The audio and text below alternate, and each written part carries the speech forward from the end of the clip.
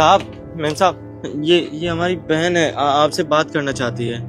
क्या बात करनी है, जल्दी बोलो, हमारे पास ज्यादा टाइम नहीं है। मैम साहब, मैं ना पढ़ना चाहती हूँ और अपने भाई का नाम रोशन करना चाहती हूँ। हाँ तो पढ़ो लिखो, हमने कब रोका है? पढ़ाओ अपनी बहन को, हमें क्यों बता रहे हो?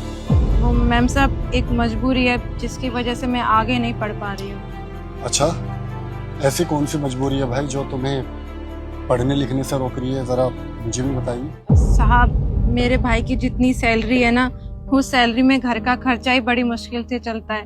और मुझे ना इंजीनियर बनना है, और इंजीनियर बनने के लिए मुझे कोटा जाना पड़ेगा। अब आप तो जानते हैं ना कि कोटा जाना, वहाँ पे हॉस्टल लेना, एडमिशन लेना, बुक्स, क्लासेस सब कितनी महंगी होती है।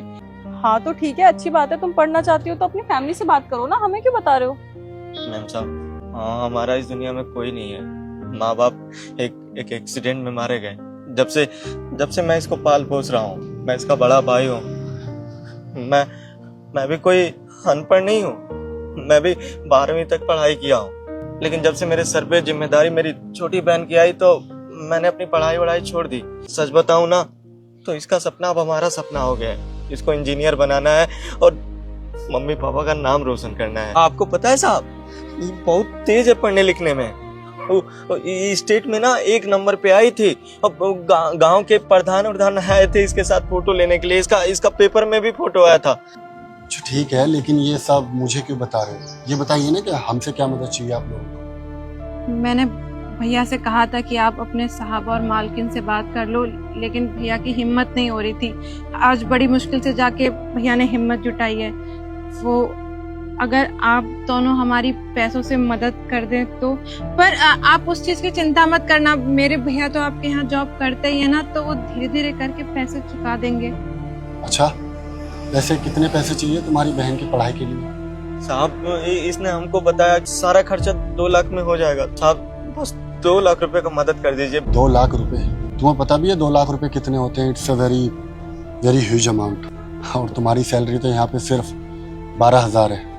अब 12,000 रुपए में तुम 2 लाख रुपए कैसे चुकाओगे भाई? साहब, आप चिंता मत करिए, आप हमारी तनख्वाह में से काट लीजिएगा। अच्छा, अगर तुम अपनी सैलरी में कटवा लोगे, मुझे लगता है शताक्षी, ऐसे तो इसको पैसा चुकाने में सालों लग जाएंगे। सालों तो लग जाएंगे, लेकिन हम पूरे 12,000 भी तो नहीं काट सकते ना, इसे अपना खर्चा भी तो चलाना होगा। साहब, मैम साहब, आप लोग इसकी चिंता मत करिए।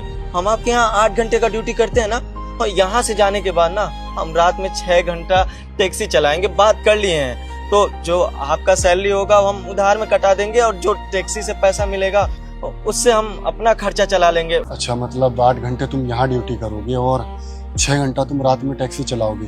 अरे भाई, सोओगे कब? ऐसे तो तुम बीमार पड़ जाओगे। साहब, हमारा सेहत ना हमारी बहन से है। अगर ये अपने जीवन में खुश है ना तो हम हमेशा सेहतमंद रहेंगे। वो कहते हैं ना साहब कि कुछ पाने के लिए कुछ खोना पड़ता है। You're so lucky कि तुम्हारे पास इतना अच्छा बड़ा भाई है। ये बड़े भाई होने के सारे फर्ज निभा रहे हैं।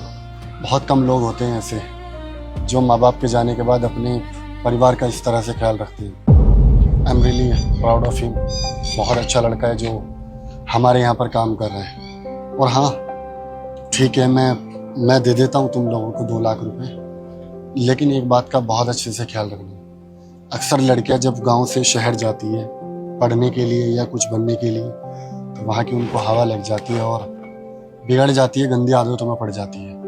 लेकिन तुम्हारा जो टारगेट है, जो तुम्हारा गोल है और जो तुम्हारे भाई का सेक्रीफाइस है तुम्हें लिए, वो कभी मत भूलना। नहीं साहब, मैंने आज तक कोई भी ऐसा काम नहीं किया जिसकी वजह से मेरे भैया को शर्मिंदा होना पड़े, और मैं आगे भी ऐसा कोई काम नहीं करूंगी। मैं मन लगा के पढ़ाई करूंगी और अपने भाई का नाम रोशन करूंगी। और आप देखना, जब मैं इंजीनियर बन जाऊंगी ना तो अपने भैया के साथ सबसे पहले आप दोनों के पास आऊंगी। ठीक है, हमें उस दिन का बेसब्री से इंतजार रहेगा। शताक्षी, जो आज हमने कैश विड्रॉ किया था उनमें से 2 लाख रुपए इनको दे दीजिए।